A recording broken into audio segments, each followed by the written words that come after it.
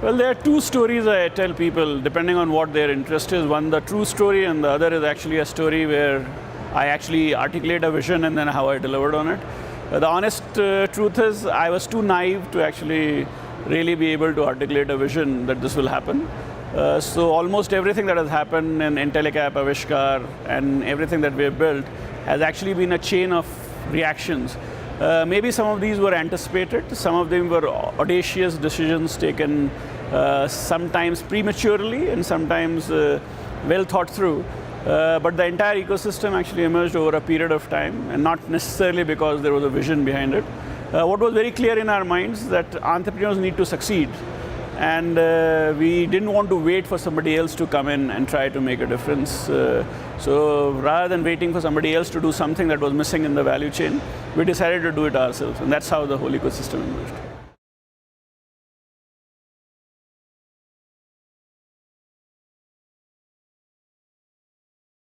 Well, I think we are not complete, but the ecosystem seems to be reasonably well articulated now, and not because of our effort, because there are a lot of other people who participated in it. There's a significant amount of new incubators, new thought processes, different ways of using technology to make a difference, things that we did not participate in or have started participating much later than others. So while the ecosystem specifically in India has done very well, in the remaining parts of the developing economy, there are far many challenges.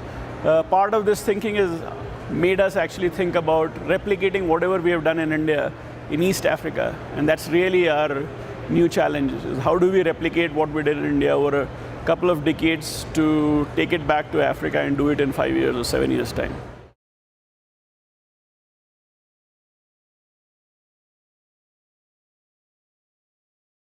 So we are looking at two markets. One is actually South Asia, Southeast Asia. So these are countries that are surrounding India: Pakistan, Bangladesh, Sri Lanka, Indonesia. Avishkar, the fund side, has actually already started investing in it. Sankalp is actually going to be in Indonesia in November this year. And East Africa is actually a very significant part of our movement. Intellecap has already set an on-ground office there.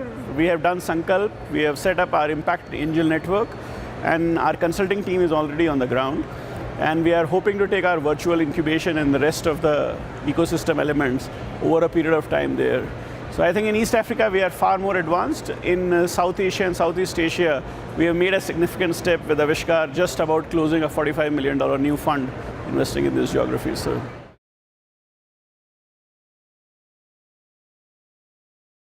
Well, so as I told you, we actually really do not strategize as much. We believe in action.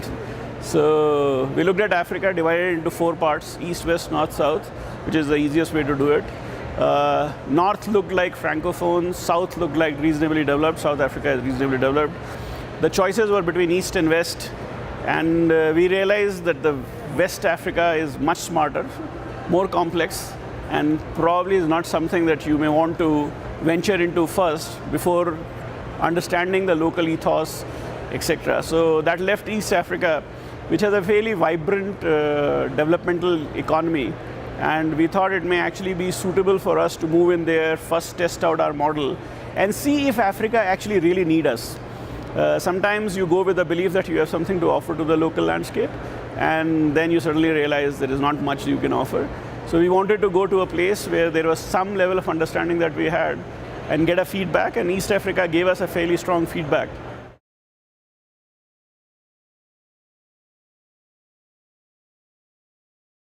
Well, mobile money, yes, to some extent, actually, it has a significant value creation on the ground. Like in India also, microfinance played a fairly significant role in supporting the growth of impact investing. But in Kenya, I think in addition to mobile money, there is actually a serious amount of other players who are already doing something in terms of impact investing, whether they are incubators or advisory services. I think what was needed is actually how to put all pieces together and bring this ecosystem together, and we believe we have a reasonable amount of experience in making that happen.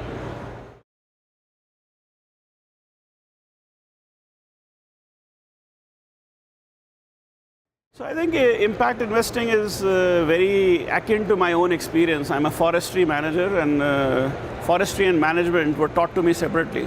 So I continue to stay confused about whether I'm a forester or a manager.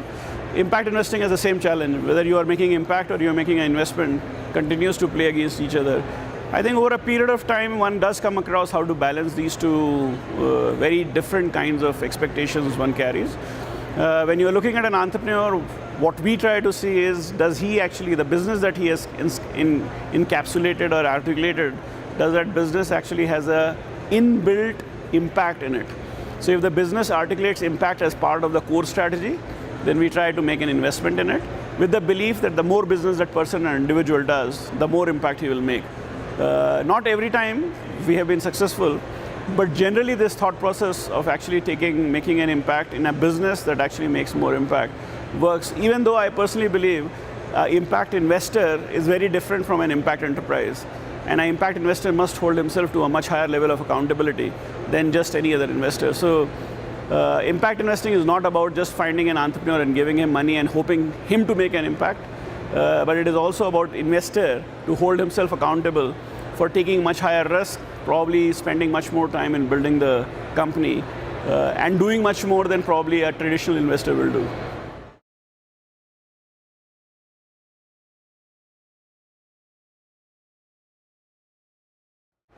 So this is a challenge that we will never walk away from because the risks are high. The general desire is the reward should be high as well. And I think sometimes you actually take more risk yet generate lower rewards. And so from a risk-adjusted perspective, this is my personal belief, on a risk-adjusted basis, impact investing will always deliver lesser returns. But this does not mean in absolute terms it will deliver lesser returns. It is only adjusted to risk it will deliver lower returns. So on an absolute term, it may actually, as the latest Cambridge Associate report with Gin indicate, sometimes emerging market impact funds have the potential to outsmart the other mainstream impact funds as well, mainstream funds as well.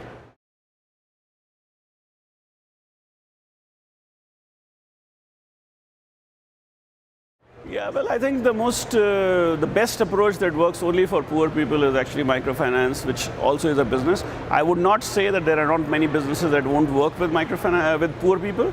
I think the number of those businesses and their ability to make a difference from a financial perspective remains questionable at this point of time. So there are a large number of businesses and a large number of entrepreneurs who are trying to have, other than financial services, products and services that will work for very poor people. The challenge is money actually sells itself. So it's actually a pull product, not a real push product. Anything else that you sell to poor people is actually a push product. So other than job creating activities, so for example, I have invested in a lot of handicrafts enterprises, which actually create livelihoods, and therefore it works beautifully for poor people.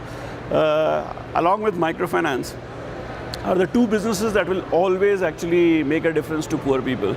But otherwise, you will have to actually move up to economically active and then lower income population to make a difference.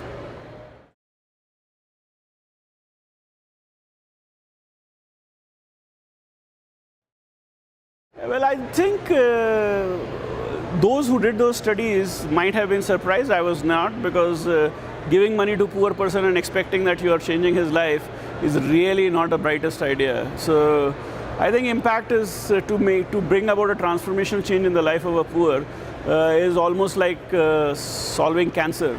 And by giving an antibiotic, if you expect cancer will be resolved, then microfinance is that antibiotic. And I don't think so you can resolve cancer by just giving antibiotics. So that's I say, you need to go beyond microfinance, build an ecosystem, provide many more products and services. Microfinance is an important ingredient, but not the only ingredient.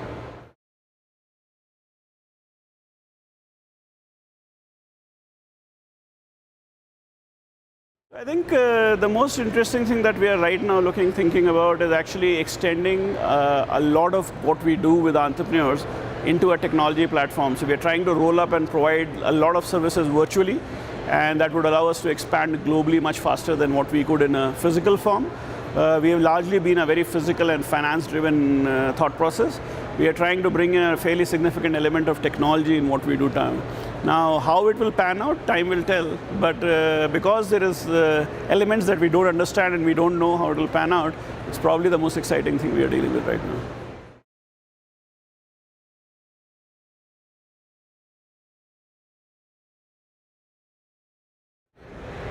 So my first lesson very quickly I learned after 6 years. It took 6 years to raise $1 million, made 6 investments in the first 6 years, and almost all the investments were struggling.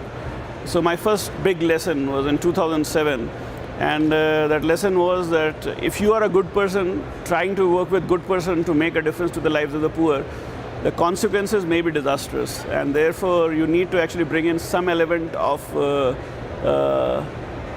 you have to keep your goodness, but you need to bring in discipline, which does not mean you have to get away with the goodness, but you have to move away from just talking about good things and to a disciplined action, which is very, very different than just being bleeding hearts making a difference.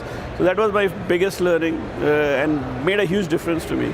The other thing that I actually, which actually comes from my learning from my own success, and I would call our partial success because we have still a long distance to go to be successful, is that if you are naive and you do not know what you're doing, chances are you can make a difference. Because many of us who have actually seen a lot of things fail start becoming very conservative about taking risks. And I think new ideas require people to be very naive and very inexperienced about how the world functions. So I'm actually very encouraged when I find people who talk very stupid things, which we know will fail, because these are the kind of people who will probably come up with a new idea that will work.